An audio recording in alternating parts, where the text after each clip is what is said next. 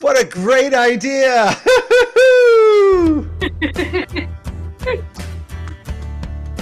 Everybody, I've been to Rome. I've been to BJ. You gotta mute yourself. I've searched all over for a place to pray. I found the mosh pit and knew that this was it. I am a MOShnik and I'm here to stay. And I'm turning gray. I found community that is in tune with me, singing and dancing in our Zoom agog.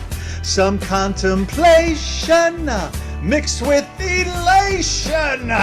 I am a MOShnik and I'm here to stay.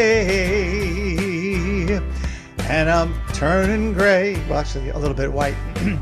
A chance to meet you, a chance to greet you, a place, a time to deepen what it means to belong.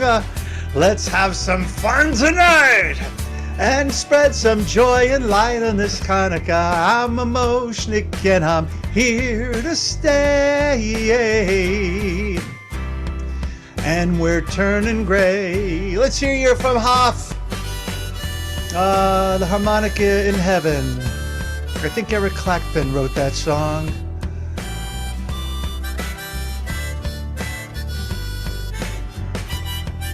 Welcome everyone, and I want to wish you all a happy Zumaka! So I promise we're going to have some fun tonight and spread some joy and light. There are going to be songs you've never heard before. There are going to be some images that you've never seen before. There are going to be an extended story that you may not have ever heard before. And I promise it is laugh out loud funny. I've had enough with being morose all day long and worrying about the world. Sometimes we got to just worry about ourselves and bring some more light and joy into the world. In that way, we grow the resilience that we need to get back to making this the world that our children deserve. So without further ado, I'm going to need help from you for a moment to host disabled participant screen sharing. I don't even know what that's. Oh, would you make me a co-host so I have some control here, Devora?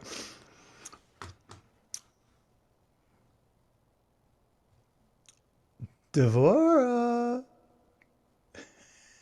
You're looking, there you go. Okay. You were. I think you switched computers. I did. Yes, I did switch Of course you did. Yeah, sorry. Okay. I just Okay. assumed. All right, terrific. So I need a thumbs up first of all to make sure that you can hear this audio when it starts. How many nights for Hanukkah? Happy joy. You hear it? Okay, great. So that is, I'm going to give you a heads up to what you're about to listen to. This is a song called Happy Joyous Hanukkah. I'm going to flash the lyrics on the screen so you can sing along with it. It's by the Klezmatics with lyrics by, anybody know? Lawrence Glamberg. No. Lyrics by Woody Guthrie. Oh, How yeah. many nights for Hanukkah? Happy joyous Hanukkah. Nights and days, days and nights. Happy joyous Hanukkah. Hey to the nights of Hanukkah. Happy joyous Hanukkah. Hey to the days and hey to the nights. Happy joyous Hanukkah.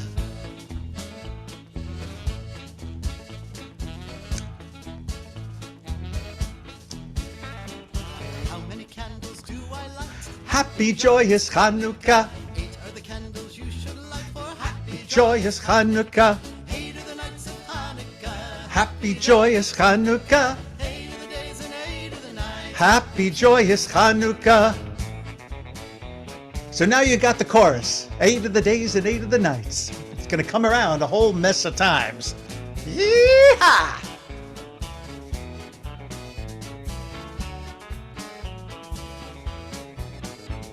One for Moses on the mount. Happy Joyous Hanukkah. For the mother and a Happy joyous Hanukkah, 8 of the nights of Hanukkah. Happy joyous Hanukkah, 8 of the days and 8 of the nights. Happy joyous Hanukkah.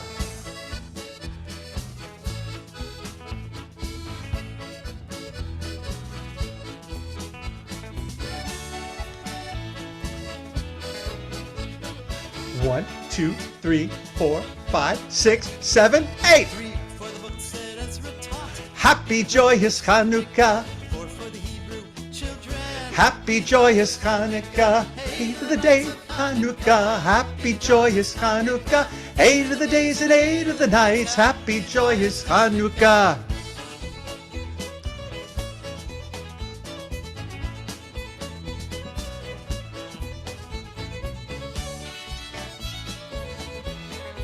Everybody dance! 5 for the brothers Maccabee. Happy joyous Hanukkah. 6 for the tricks the king did play. Happy joyous Hanukkah. 8 of the nights of Hanukkah. Happy joyous Hanukkah. 8 of the days and 8 of the nights. Happy joyous Hanukkah.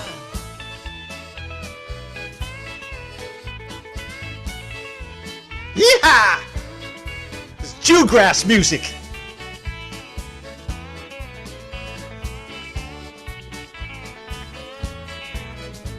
7 for the sons of Hannah that died. Not so happy. 8 for the new built altar place. Happy joyous Hanukkah. 8 for the nights It's Hanukkah. Happy joyous Hanukkah. 8 of the days and 8 of the nights. Happy joyous Hanukkah.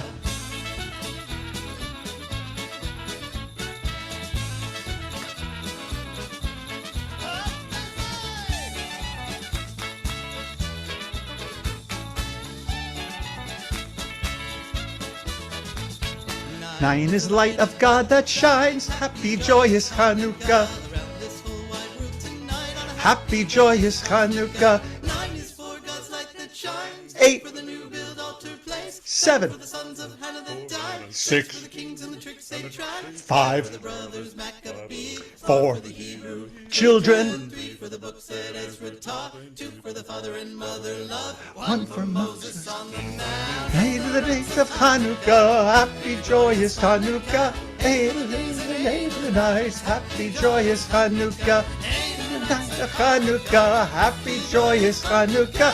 8 of the days and 8 of the nights. Happy joyous Hanukkah. Woohoo! That was fun. Well, I hope you had fun. That's a good tune. It's on a great, great CD called Wonder Wheel. All of the tunes are written by the Klezmatics and all the lyrics by Woody Guthrie. I don't know if Arlo knows all this music.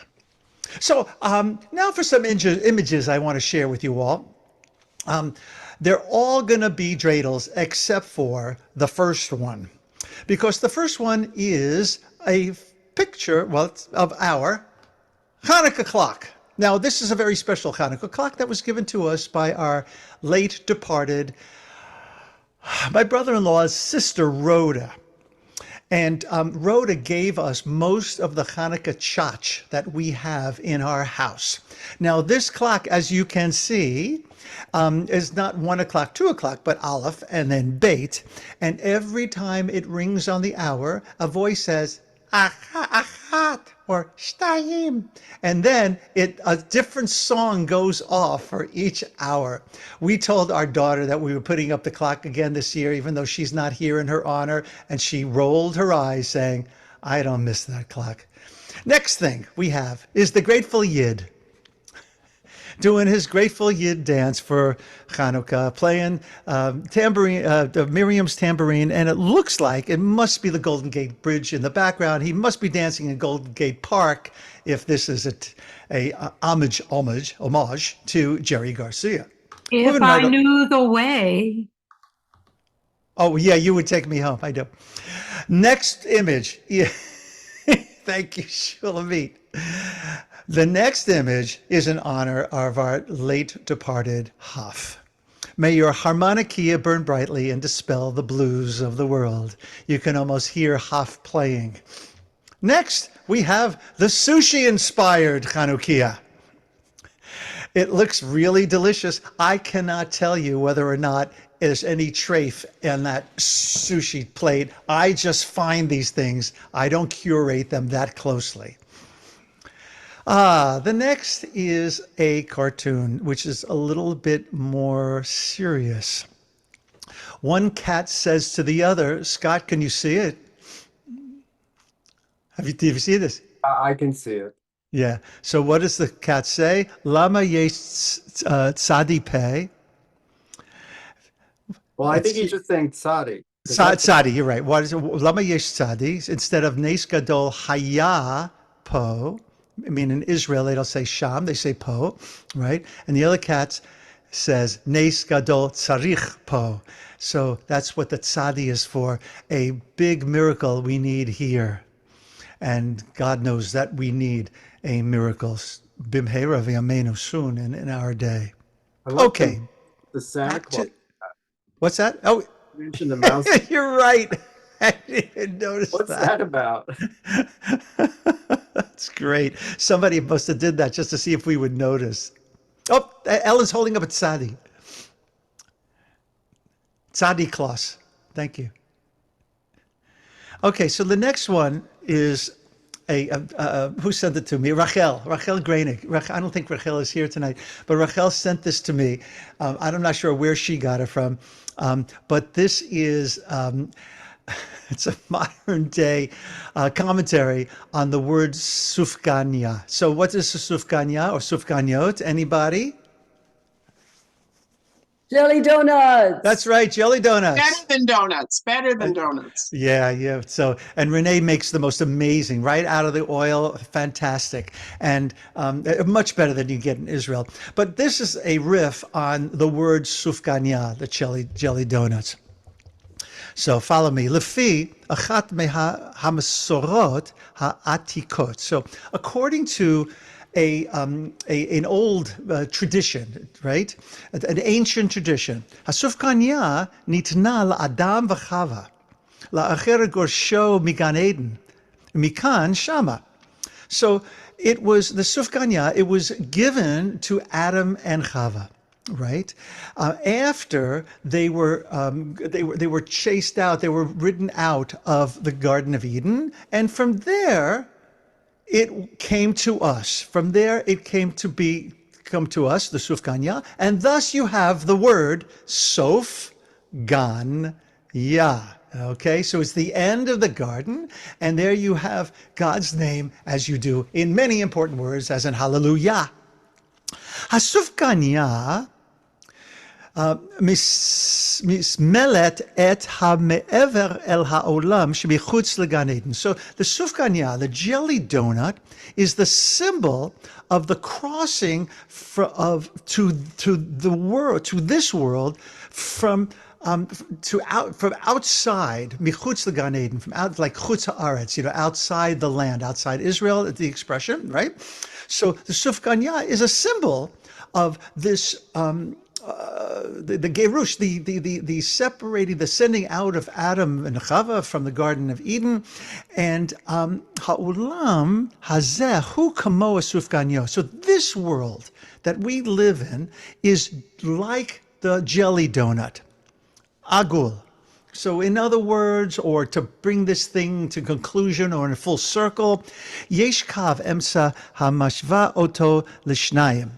So to bring this full circle, there is a line between, basically Garden of Eden and that world, and this world that we live in the second example. So what's the lesson here?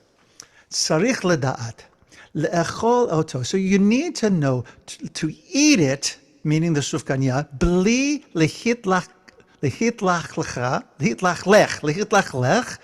v'ha chokhmah hachi gedola. You have to eat the sufganya without dirtying yourself. So don't allow the jelly to pour out of one side and thus messing up your nice white blouse, right? And with the greatest amount of wisdom, of chokhmah, right? He lahagia the riva shibetucho. That is in order to arrive at the sweetness that lies within the sufganya. So when we eat our sufganyot, our jelly donuts, we are remembering, right, the sweetness of Gan Eden and how it can be carried into this world. What do you think of that story that Rachel sent me? I think it's awesome. I think it's awesome, if I may say so myself. So moving right along here. Here are 16 different renditions of a Hanukkah. The first from the upper right in the style of Matisse, and then we're going to work our way around to Georgia O'Keeffe. I love that one. Herring, Monet, Mondrian, Banksy, Duchamp, Jackson Pollock, Salvador Dali. Of course, it's melting. Van Gogh, Starry, Starry Night. Kusama, I'm not sure who that is. Andy Warhol. Kruger, Picasso, Lichtenstein, and Basquiat. I don't know who some of these artists are. You'll have to help me here. Does anybody know who these lesser known, to me anyway, Kusama, Kruger, and Basquiat are? Basquiat is another graffiti guy. Oh, he's another graffiti guy. Okay, great. Anybody else? Either Kruger or Kusama? I think Kusama is Japanese, and that's his style, but I don't know that much more. Okay, great. And Andy Warhol, that's so fantastic. I like Dali.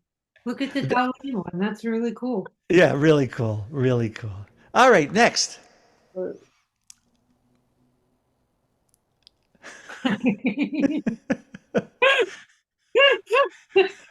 I don't have to explain that one. And I think the next one actually is in honor of our dear Devorah Lesk. It's the Canadian menorah.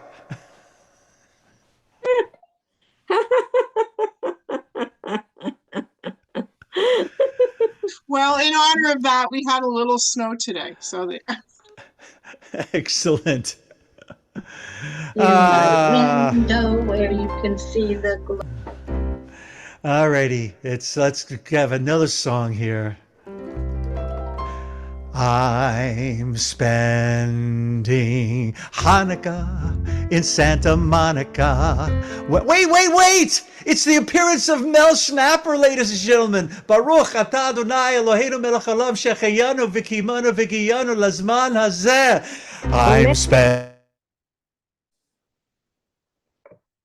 I'm spending Hanukkah in Santa Monica, wearing sandals, lighting candles by the sea. I spent Shavuos in East St. Louis, a charming spot, but clearly not the spot for me. Those eastern winters, I can't endure 'em, so every year I pack my gear and come out here for Purim.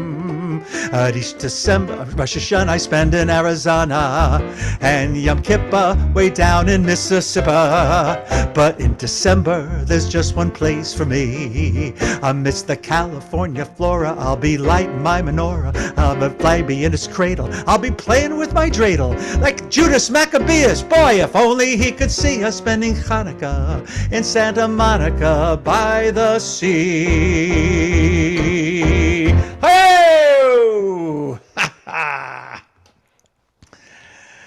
Oh boy, are we having fun yet? I promised you we were going to have fun tonight. I can actually relate to that song personally. How so, Scott Ryder? I'm wearing shorts. Did you say that just to annoy us? No, Yes, you did. no, because yesterday, Yes. the lighting, someone pointed that out to me. Yeah, and you're tan because you're in Florida. No, it's just the color of the light. Oh, Candle okay. glow. Okay. So as promised, for those of you who don't know, this is Alex Edelman. Alex Edelman is a comedian who was pretty well known in the comedy scene. but has become much better known because of his one-man act called Just for Us, which played for 10 sold-out weeks here in Washington, D.C., and then eventually moved to Off-Broadway, where he sold out every single one of his performances. My friends, for 15 minutes, we're going to be listening to a part of his show. And if you want to go back and listen to it again, it is a part of a This American Life. I forget what year it was, but the title of the entire show was Jews for Jesus for Just One Day. And that is what we're about to listen to.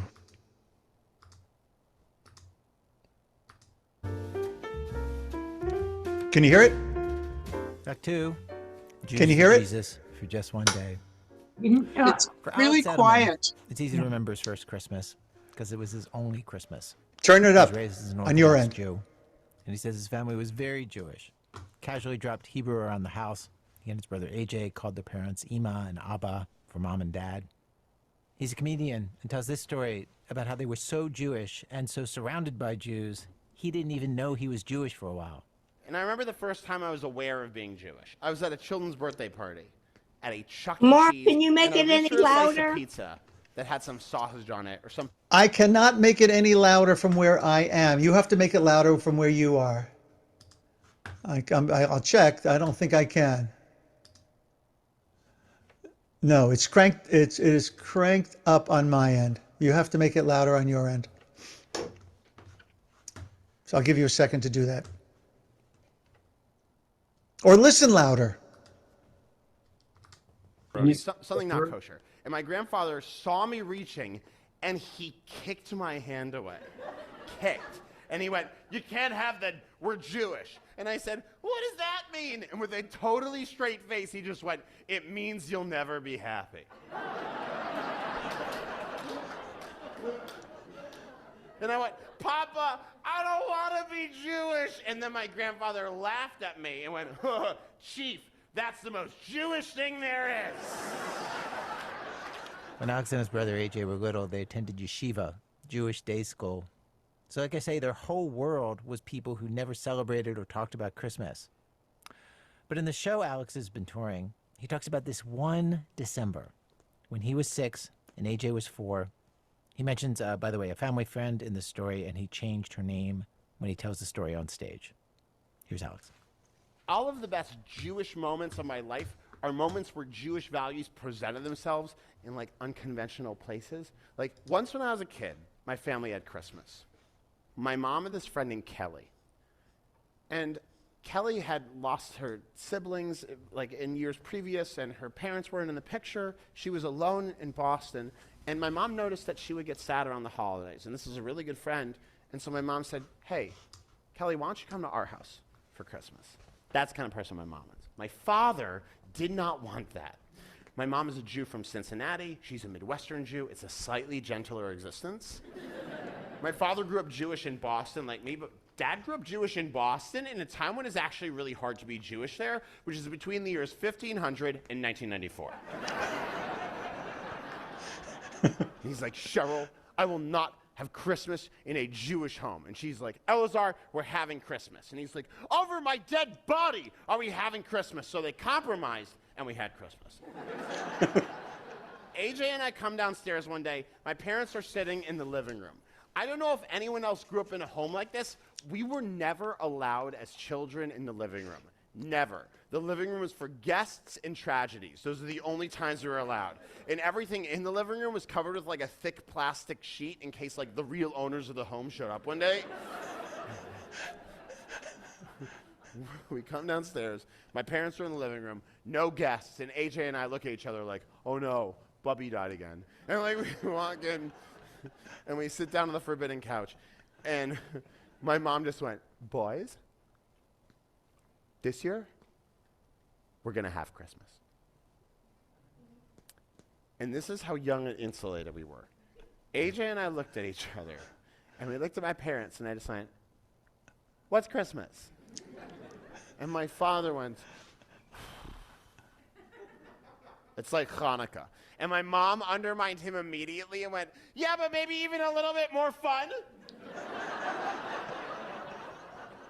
Hanukkah sucks. I appreciate the new politically correct world that everybody lives in, where we all pretend that all the holidays are equal. They are not equal. Everybody knows it. Hanukkah is very much the Diet Coke to Christmas's black tar heroin. There is no comparison.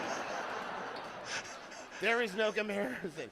And you never know when Hanukkah is because the calendar's in. Sometimes it's in early December. Sometimes it's in like late July. You never know. And my non-Jewish friends are always like, well, you guys are lucky. You get 8 days of gifts. I have never met a single Jew who has ever received 8 days of gifts. Here's how it works. You get one gift over the course of the 8 days. If you're getting a bike, you get like a pedal on the first day and the handlebars on the second day and the wheel on the third day. It is absolute bullshit. Anyway, we do Christmas, and oh my God, do we do Christmas. We do the lights. We do the stockings and glitter. We went whole hog. No hog. Kosher Christmas dinner. But we deck these goddamn halls. Deck. And Kelly comes into our house. And Kelly, white. Wasp. Like Princess Diana haircut, chunky gold earrings, Hermes scarf, shocking blue pantsuit. White. But she walks into our house like a little kid. And she starts to cry immediately. And my mom just went, boys, whatever Kelly wants to do, we're gonna do. And we did all this deep cuts Christmas stuff. Like, we strung popcorn together on a string. We ate our way through an entire chocolate advent calendar in like 25 minutes. And we watched Christmas movies. Please try to imagine being a young Jew who has never seen a single Christmas movie. And then one day you watch like 7 of them in a row. AJ and I are like, what is this? And the one that sticks out is the Peanuts Christmas special. Snoopy, Charlie Brown. AJ and I are like pressed up against the screen. We're like vibrating with joy. And AJ's like, the meaning of Christmas, Snoopy. And I'm like, the spirit of Christmas, Charlie Brown. My dad's in the corner like praying for lightning. You know, like, at some point, Kelly, crying, walks over to us and she's like, boys, we need to put out cookies for Santa Claus, don't we? And AJ and I are like, uh-huh. And we look at my dad, who's already covering his face, and I just went, Abba? Who's Santa Claus? And my father rarely cursed in front of us, and my mother says she doesn't think this happened, but I remember so clearly, and maybe he thought we couldn't hear him, my father looked at my mom and he went, Cheryl, Jesus Christ. And my mom went, Eleazar, and he went, come on, and she went, do it.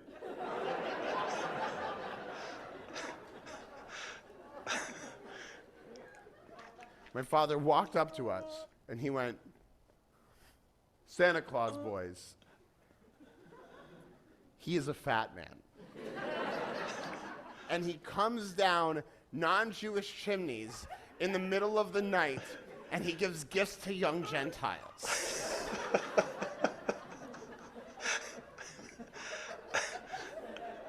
And he said, he's like Elijah, but instead of drinking your wine, he eats cookies and leaves you gifts. If you don't know who Elijah is, on Passover, the Jewish holiday, in my house, here's what will happen. Your uncle will open the door for Elijah, and then one of the other uncles under the table will start kicking the table, and when the wine cup shakes, they'll go, look, he's drinking, he's drinking! And AJ and I look at each other, and I look at my dad, and AJ just went, Be'emet, which means for real. And my father looked at my mom, and he looked at us, and he went, yeah, of course he's real.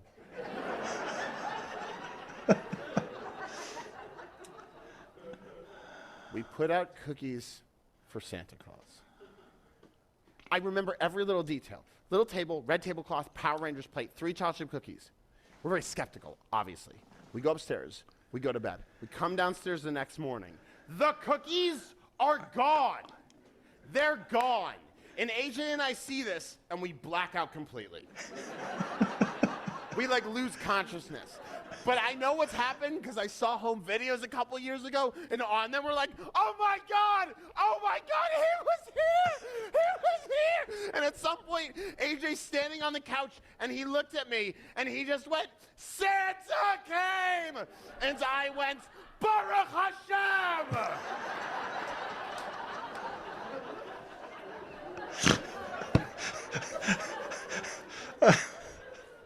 And we ran out to the garage. Why? This is the one concession my father got from my mom. He's like, Cheryl, I will not have a Christmas tree in a Jewish home. And she's like, I can respect that, Elazar. We'll put it in the garage. And there are 2 photos of this. They're the weirdest photos. We're wearing jackets because we're in a Boston garage in December, but we're wearing pajamas because we're children. And we're wearing yarmulkes because we're Jews. But we're standing in front of a fully decorated Christmas tree with a teddy bear on the top holding a dreidel and wearing a yarmulke. And we go to yeshiva that day because Jewish day school, if you can believe it, not canceled for Christmas. And we come home that night, and my father gets a phone call. It's exactly what you think.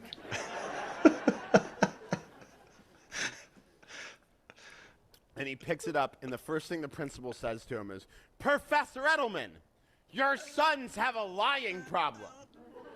And my father said, what did they do? And the principal said, well, the teacher tried to explain to the children the very delicate topic of Christmas. And Alex raised his hand, and he said, we had Christmas. And the teacher said, you didn't have Christmas. And he said, pretty sure we had Christmas. Lights, stockings, Snoopy, Charlie Brown, meaning of Christmas. And the teacher's like, you didn't have Christmas. You had Hanukkah 3 weeks ago or 9 months from now, depending on the year. Anyway, non-Jews believe in this guy called Santa Claus. And in my mind's eye, I remember AJ raising his hand and saying, we had Santa Claus. That's what I remember. But there are conflicting accounts here. Apparently, AJ didn't raise his hand. Apparently, AJ, in the words of the teacher, lifted 2 fingers, like he was ordering a second martini. And AJ didn't say, we had Santa Claus. Apparently, AJ just went, we know Santa Claus. And the teacher's like, you don't know Santa Claus, AJ. And AJ's like, pretty sure we know Santa Claus. And the other kids are like, who's Santa Claus? AJ's like, oh, he's amazing. He's a fat man, and he comes down non-Jewish chimneys in the middle of the night, and he gives gifts to the young Gentiles. He's like Elijah, but instead of wine, there's cookies and gifts. But last night, because he's friends with our dad,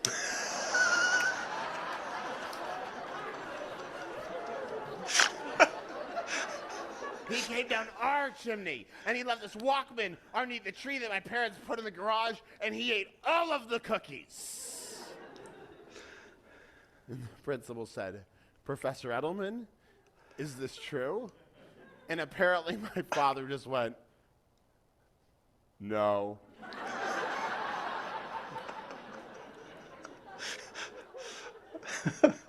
It's not entirely true. And the principal said, what do you mean it's not entirely true? And my father said, Cheryl and I ate the cookies.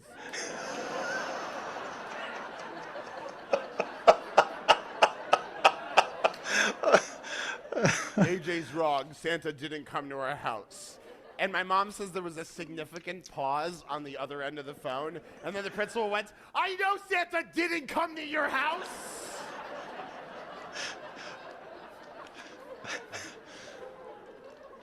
You had Christmas? My father explained. He explained that Kelly was bereft and that she had nowhere to go. And that he had reservations about this, but he let it happen because he thought it was actually a really valuable, teachable moment where he could explain to his children that doing the thing centered in Jewish values may not always appear conventionally Jewish. And more than anything else, doing this for this woman who really had nowhere to go, really. It was a classic example of what Jews would traditionally call mitzvah, which means good deed. Principal listens, dad explains. When my dad finishes, the principal said, Professor Edelman, I understand where you're coming from, but you're wrong.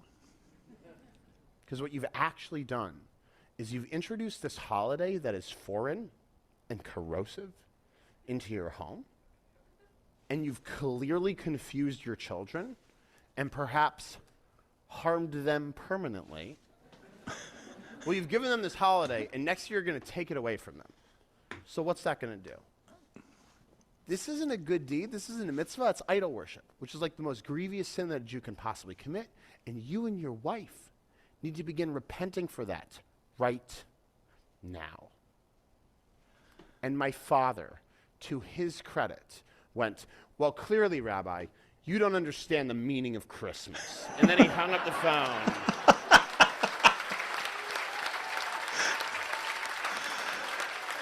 Alex Edelman with an excerpt of his one-man show. Was that not awesome? What made it even better, Rabbi Mark, is that you had your mic on and we heard you laugh. Well, I have to have my mic on. Yeah, Well, actually, I could have turned it off in a different way. So I'm curious. To take a few minutes, I want to share with you something unusual that happened at our house almost every year that I can remember when we were young. And then I want to go around to give you a chance to share anything that happened in your homes, unusual rituals around Hanukkah that you might remember. What I want to share with you is that for most Hanukkah, my Uncle Meyer, who often was known to return from Las Vegas at around Hanukkah time, he would bring a Hanukkah, what he called a Hanukkah bush. Now, many of us heard of a Hanukkah bush. Well, it was like maybe this big, but on every single limb, there was a silver dollar. And there must have been at least 15 to 20 silver dollars. And in those days, because before 1964, they really were silver before the Kennedy, with the half dollars. And I don't have one of them, but that was one of my fondest memories. And because, next door, my friend Peter Snetzko, he had a full-size Christmas tree. And my favorite memory there was going to get a candy cane every Christmas morning. And I was really psyched about that. But in my house, we had a small little Hanukkah bush with a lot of silver dollars on it. Anybody have something that you'd like to, a memory you'd like to share? Devorah, start us off. Well, I'm going to do a transition story because I'm going to talk about when my kids were little, because my husband was Catholic and had 3 children from a prior marriage. So we celebrated Christmas and Hanukkah, and everything he said about the comparison is true. My kids came home from nursery school, both of them, they're 3 years apart. Each one came back from school, nursery school on December 1st. They were 3 years old and said, oh, Mom, the teacher just said a bad word today. And with Ben, I had no idea. I said, what's the word? He said, I'm not allowed to say it. You're going to get mad at me. I said, well, okay, just for one time you can say it. You have my permission. He said, well, the teacher said Jesus. And I said, oh, it's December. I think they're talking about Christmas. He said, yes, they are. So we went through Christmas. They had an advent calendar. I'd never seen them, but my stepkids had advent calendars, so we had them. And then came Christmas morning, and we had this huge tree. We had a what's it called? A cathedral ceiling. So we had this really big tree, and I had such a great time shopping, and it was more about the shopping and the cooking and everything for me. And Ben was a month from being 3 years old, and he came in, before he was 4 years old, and he came into the bedroom around before 7 o'clock, and he comes up and he's face to face with me, and he goes, Mom, what do you want, Ben? He said, I know I'm Jewish, but do you think Santa might have brought me like one present? Do you think there'll be one present for me? This kid had so much self-control that he didn't go downstairs to look. He just came to check if there would be anything for him. And so those are my two stories about Jewish kids having Christmas in my life. Oh, awesome. That was great. Ellen Weaver. I was going to follow up to your silver dollar story, because every night of Hanukkah, I would get silver dollars that I think my dad had won in Las Vegas when we were actually out there once when I was, and he said I brought him luck. So periodically he tossed me a silver dollar, but Hanukkah when I was younger, silver dollars, I don't remember how it was for what nights or whatever, but at some point my stepdaughter found them and used them to buy candy, and they were like from the 1920s, and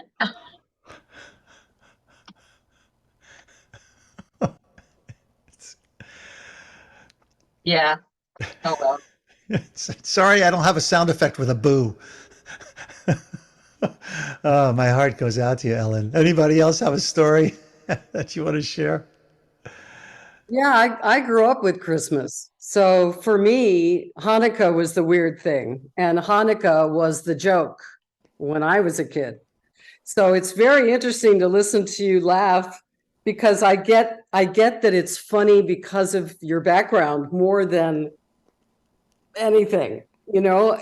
So for me, it's interesting listening to that whole context of humor. I mean, I loved it. I thought it was wonderful, but it's a little different for me. I grew up with Christmas. So, and Christmas was not a religious holiday for us at all. It was just about putting on your little red velvet dress and coming down to dinner. And then Christmas morning was great. There was lots of presents. And it was the one time of year when my mother was in a good mood. So that's what I remember. Right. And so it's taken me the 21 years that I've been Jewish to kind of make this into a loving experience. Because for me, it's almost still a political experience. It's hard to explain. But anyway, I just wanted to let you know there's other ways to look at it. Yeah. Thank you, Bina. I saw a hand go up to, yeah. Is that you, Ellen, hiding behind my, yeah, there you go. Oh, you were saying goodbye. Okay. No. Shoot. Oh, no, there you are.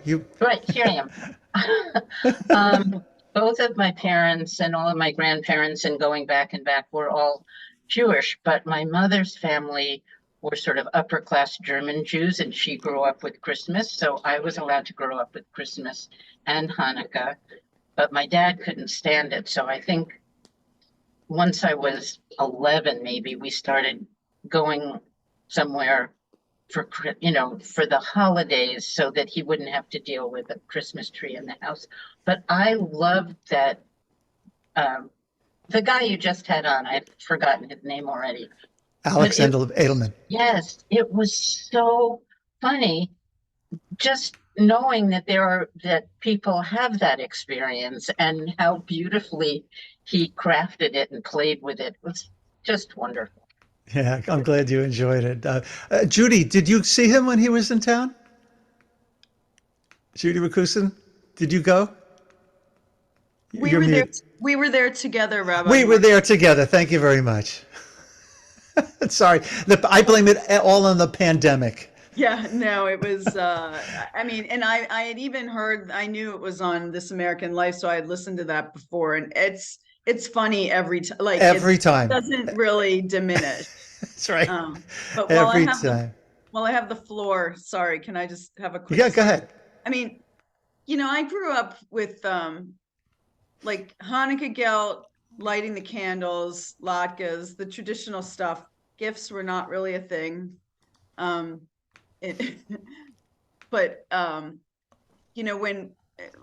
when I was married and Zach was growing up, my ex-husband plays the guitar, and so like we had songs that were associated with like every holiday, and so like on Thanksgiving he would get out the guitar and we'd listen to Alice's Restaurant and we'd sing along, and then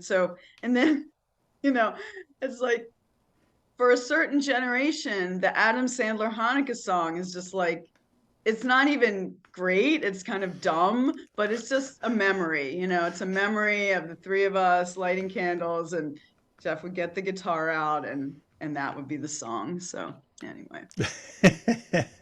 Rod Carew is half Jewish too. Mel, and then Amy.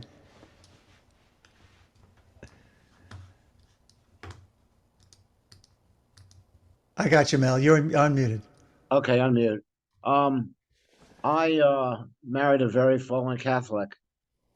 She was so fallen that she also had a child that I adopted. And the first time I went to visit her family in Crystal Falls, Michigan, where I think at one time there might have been one Jew in the town in the Upper Peninsula. So I thought, okay, this is going to be something, because I always saw Christmas as a religious holiday. Even though I grew up in a neighborhood in DC, that was like half Jewish and half Catholic, something like that. So the first thing I had to deal with was we shared the same bed in her parents' home, and the crucifix was on the wall. So I'd never slept under a crucifix before. And this is after 9 years of going to the Hebrew Academy of Washington. Aha. So we slept under the crucifix, and then her parents, who were very devout Catholics, had a big Christmas tree, and I got to experience Christmas as a family affair, not so much religious. And some of her cousins came to visit with presents and Santa Claus outfits. And at one point, my then younger son, we were in the same room with my then wife's grandmother, who was an immigrant from Italy and always had a crucifix in her hand. And at one point she said to Simeon, my younger, she said to Simeon, holding out the crucifix, "Come and kiss God." Well,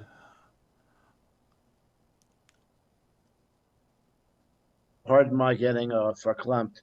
Anyway, at that point, Ladina, my then wife by name, grabbed my hand and she said, "We'll be out of control yourself. We'll be out of here soon."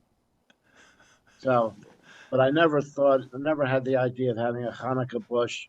To me, that was like an erosion of Jewish identity in America, which isn't that strong anyway, overall. What else about Christmas? Okay, and then for a while when I was living in Amsterdam, I had a Dutch girlfriend who was raised very secular, but she did have a plastic Christmas tree. And it's a real shanda, but I helped decorate it that year that I was with her. So there are lots of other piecemeal anecdotes about Mel the Jew boy and having experiences of Christmas, none of which were terrible. They did sort of insult my Jewish identity and moments of exerting total self-control. Okay, I'm done. Thank you, Mel. It reminded me of something else that many have probably have heard is this wonderful comedian, I don't remember who it was, who does a skit on the halacha. If Christmas was a Jewish thing, there'd be halacha for the Christmas tree and how to cut it and where to cut it and how many cubits. It's really, really funny. I forgot about it until this moment, Mel, when you were talking about that. Amy and then Roxanne. Okay, mine's not really specific to Hanukkah, but it has to do with Christmas lights.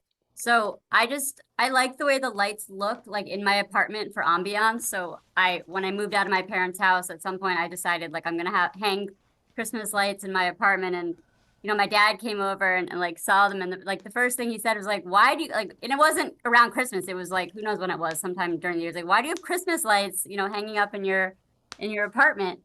And like I had to explain that like I'm not like observing Christmas or converting to Christianity, like just because I have lights hanging. And like same with like candles. I like the scent of like the balsam fir candle, like which is the scent of like an evergreen tree, and I love it. And like I light it, but like these are things that like we never had in our house. Like a Hanukkah bush, like forget it, like no way, that was never gonna fly. Like nothing that represented anything close to Christmas was ever allowed in the house. And I did help a friend decorate a Christmas tree like in high school, and I thought it was really fun actually. So yeah, that's my Christmas. Thanks, Amy. You used the word observing. I think it was Lenny Bruce who once did part of his act, the difference between Jews and Gentiles, that Jews observe the holidays and Gentiles celebrate the holidays. Does this ring a bell with anybody? I think it was Lenny Bruce. Roxanne. I have 4 children, but before the two younger ones were born, my older two heard. I was there when they first heard about Christmas, and somebody's telling them about Christmas, and somebody told them about Santa Claus. And when they described Santa Claus, both of my children, their necks almost snapped off. They just like looked at me, like you're like this, and I thought it was, why don't we have this? And I have to admit, my oldest child is a real worrier. And the second one is afraid of anyone dressed up as anything. Like Chuck E. Cheese is her biggest nightmare. Okay. So they look at me, and then finally, then my older one said, is he coming to our house? And I said, no, no, no, honey, we're Jewish. He doesn't come to our house. And he said, what if he doesn't know? How do you do a list? Like, how do you get on his list? And the other one, her eyes were huge, looking at me. And I said, thank goodness I had a good save. I said, we don't have a chimney. We don't have a fireplace. And they both went, okay. And it was totally about that they did not want Santa to come. And anytime somebody brought that up, they would either say, we don't have a fireplace, or we're Jewish, or both. So I didn't have to fight the whole thing about, oh, they wish they had Christmas. They were so relieved. Marlena. So my daughter went to Catholic school for high school, and they were incredibly kind to her. And around Christmas, all of the kids make decorations for the tree. They're homemade. And they looked at her and they said, you're Jewish. What would you like on the tree? And she drew them a Jewish star, and she drew them whatever Jewish symbol she thought of. And they made from what she drew. And all of that went on the Christmas tree at Holy Child. So that's my story. Bruce. I like how you say that. First of all, Roxanne, I thought that was wonderful. How does Santa Claus know that we're Jewish? And there's a lot of Christians who live in apartments that don't have chimneys. So that was a good response. And I'm glad that your kids bought it. That was a funny story. I learned about Hanukkah, I think, really when I was a senior in high school, because we lived in Livingston, New Jersey at the time. And Livingston, New Jersey, the population was about 50% Jewish and 50% Christian, or at least non-Jews. And but I had, of course, been aware of it long before that, but hadn't really had much experience with it. And it wasn't until I got to college that I befriended a number of people who were Jewish and celebrated Hanukkah. And so that was a fun thing. When I was growing up, though, Christmas Eve particularly was the big deal. And my mother and father were both Swedish. And so we had an incredible buffet of Swedish foods. And my parents would invite people in the community who had nowhere to go for Christmas Eve.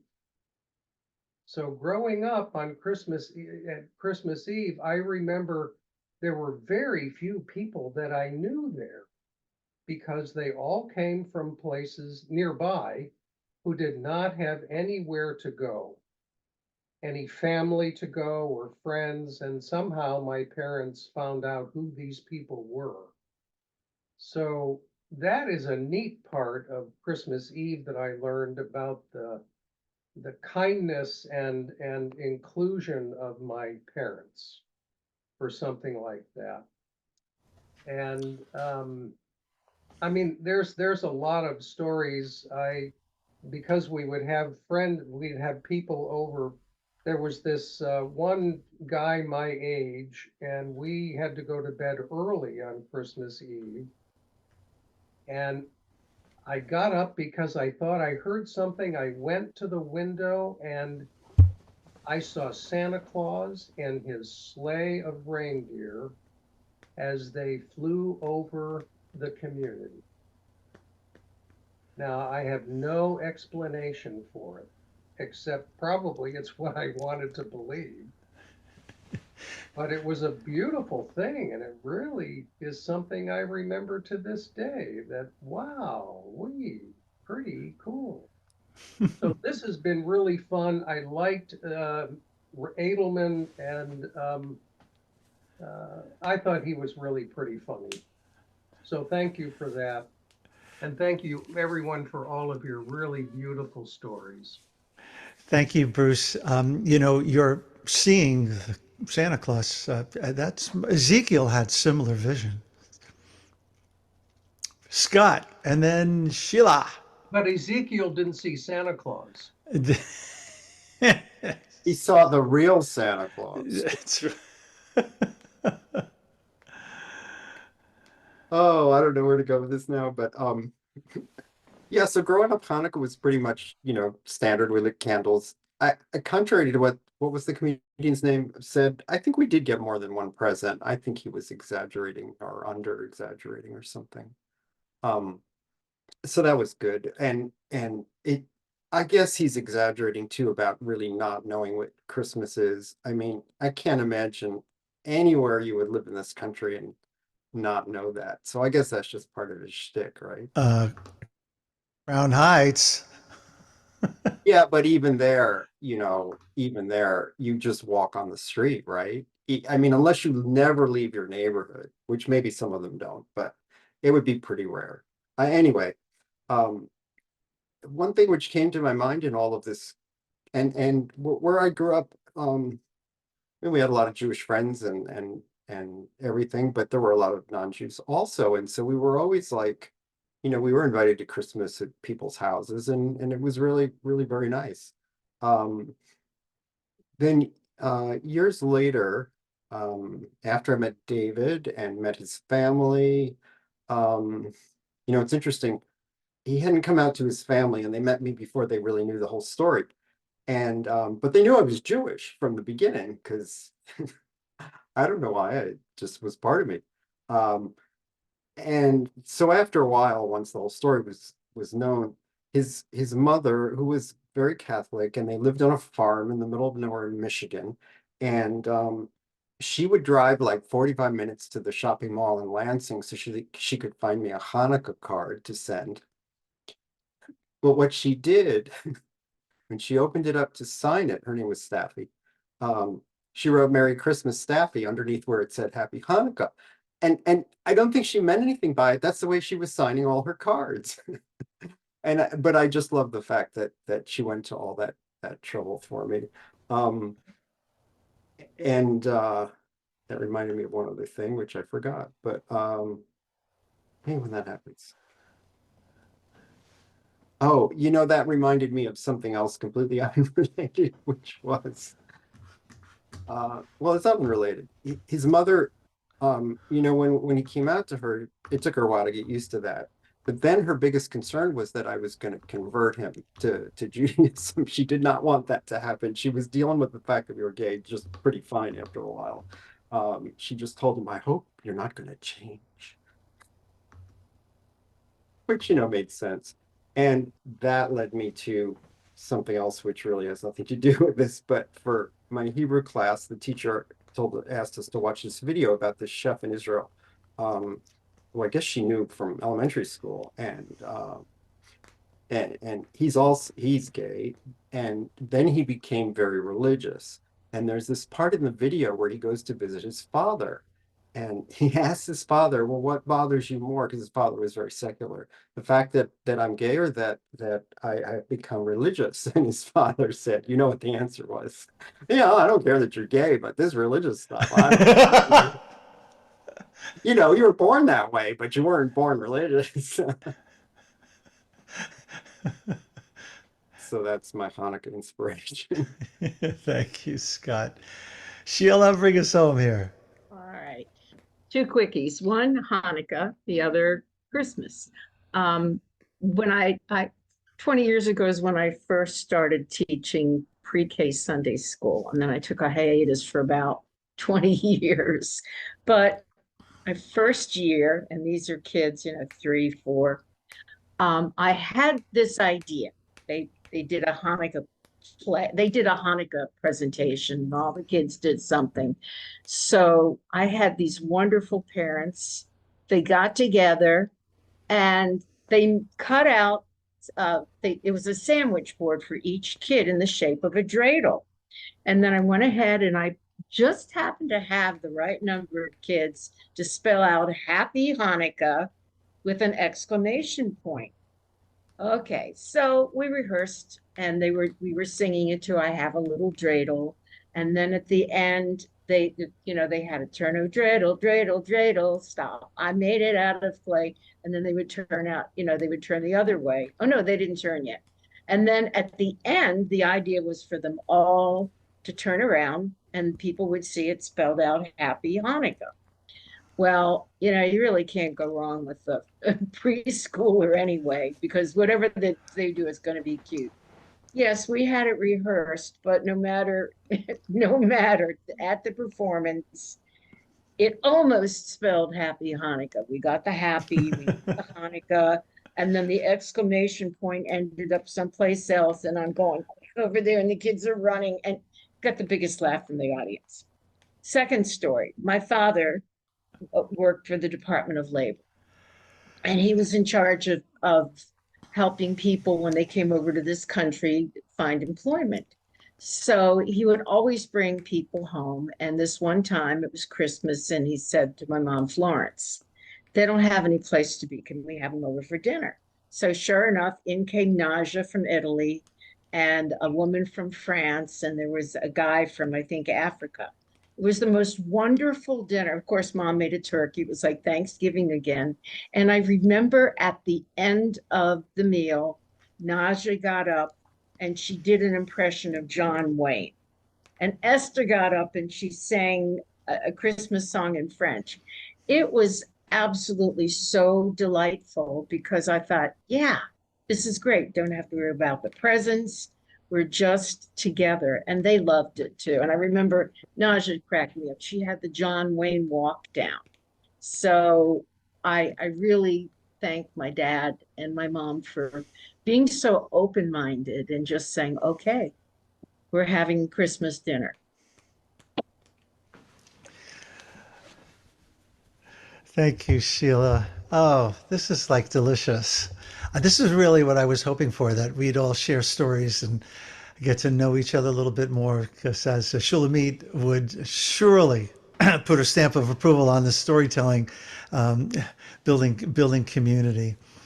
So I'm taking a look at the time, and there's one or two other things I want to share with you before we say goodnight. The first thing being this. Now, I was going to sing for you the dreidel song, because somebody said, we haven't sung it yet, but I have a version of the dreidel song that it's better done when we're together in person. But what I can show you is how neat all of my gadgets are. Watch this.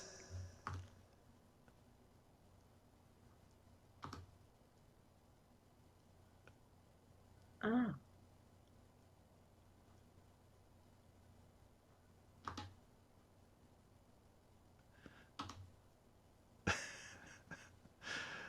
Pretty good, huh? And then, Sivivon. We can sing this.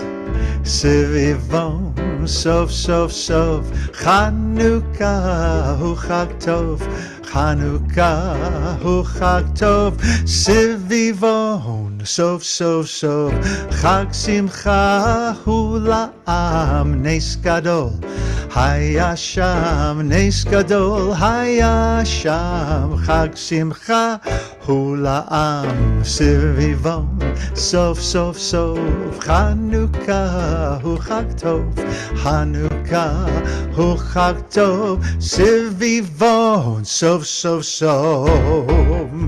Alrighty, Hanukkah, Hanukkah in English and in Yiddish. Oh Hanukkah, come light the menorah. Let's have a party, we'll all dance the hora. Gather round the table, we'll give you a treat. Sivivon to play with latkes to eat. And while we are playing, the candles are burning low. One for each night, they shed a sweet light to remind us of days long ago. One for each night, they shed a sweet light to remind us of days long ago. So Shulamit asked before in the candle lighting, what did we all sing after lighting the candles? And I broke into Ma'ot Tzur, but that's what Renee and I sing, and then we sing this, because this is what my dad would sing. O Chanukah, ayan tefasheine, lustecha, freilecha, nita, nachazene, alle Nachten dreidlach, spielen mir, to the case and latkes, essen an ashira, geschwinde, sind die Kinder, der Chanukah lichte lechot. Zocht al hanisim, loit gat fardinisim, lo mira tanzen in kon. Zocht al hanisim, loit gat fardinisim, lo mira ala tanzen in kon. Yam paralaram pam.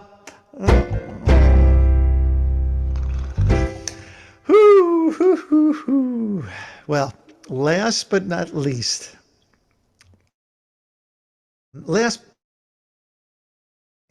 what am I doing? Where are you all? No, I'm trying to get you all on my screen. There you are. Okay. Last but not least, I always look for something unusual. Devorah has been so wonderfully each night changing the videos, which is now a Mosh tradition to enjoy as part of each night of Hanukkah at the bottom of our emails. But this is a rendition of Ma'ot Tzur by some of the scientists at the Technion. And I hope that you enjoy. Marlena, you've seen it? Yeah, this is not the one with the Goldberg, the Rube Goldberg thing. This is something a little bit different than that, because that one's great too. All right, first let me put this up for you. You can see it. And now here we go. You might have to listen a little really closely.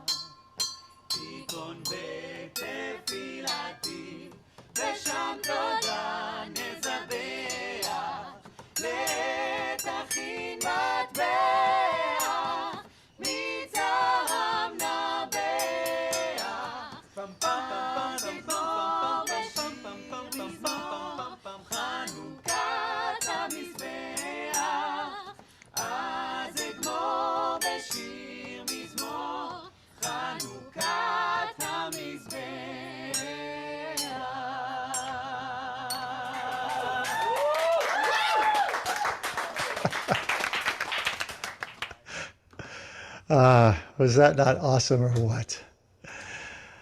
Well, one more night to go after tonight, everybody. Helen, thank you for joining us this evening, and to all my sweet friends, thank you so much for being part. Devorah, yet again, wins the prize by being at all four Mosh presentations today, starting with meditation at noon, moving on to the prayerful gathering for peace at 6, moving on to the candle lighting at 7, and moving on to this joyous, happy Hanukkah that we all enjoyed together. Thank you all so much. Happy Hanukkah. I have a little dreidel, I made it out of clay, and when it's dry and ready, oh dreidel I shall play. Oh dreidel, dreidel, dreidel, I made it out of clay, and when it's dry and ready, oh dreidel I shall play. I have a little dreidel, I made it out of mud. Oh, that's weird. Made it out of mud. Well, this is a version of the dreidel song that Renee and I always performed when we were working with kids. And I would get kids to raise their hands to the question, what else could you make a dreidel out of other than clay? And kids would say the darndest things. I have a little dreidel. I made it out of sand. And when I spin that dreidel, it crumpled in my hand. Oh, dreidel, dreidel, dreidel. I made it out of sand, and when I spin that dreidel, it crumpled in my hand. I have a little dreidel, I made it out of schmaltz. Ah, here I would need to stop the song, because I'd ask the kids, who knows what schmaltz is? And of course, nobody would know, but one of the teachers would say, it's rendered chicken fat. And then I would sing, oh, dreidel, dreidel, dreidel, I made it out of schmaltz. And when I spin that dreidel, it does a little waltz. Oh, dreidel, dreidel, dreidel, I made it out of schmaltz. And when I spin that dreidel, it does a little waltz. Alrighty, so we got just a minute or two left. Put in the chat something that you want me to rhyme here, because that is what I would do for at least 10 minutes in order to fill in the time that we after we told the school that we were doing a 45-minute show. Okay, made it out of glass. Okay, somebody would always say glass. And then I would say, there's a wise guy in every crowd. Okay, stop putting it in for now, because I need to get to this. I have a little dreidel, I made it out of glass. And when I spin that dreidel, I landed on my tuchus. I have a little dreidel, I made it out of ice. That dreidel melted when I spun it, it wasn't very nice. I have a little dreidel, I made it out of cheese, but I'm allergic to Munster, and that dreidel made me sneeze. Oh, dreidel, dreidel, dreidel, I made it out of clay, and when it's dry and ready, oh, dreidel, everybody, oh, dreidel, dreidel, dreidel, I made it out of clay, and when it's dry and ready, oh, dreidel, I shall play all day. Good night, everybody. Chag Hanukkah Sameach. Come tomorrow at 7 for the 8th night of candle lighting with Mark Kronish. I will be Thank you there. so much tonight. Helen, we have as much fun on Shabbos morning. Come back and join us sometime. Good night. Good night, everybody. Laila Tov. Thank you, Lila Tov.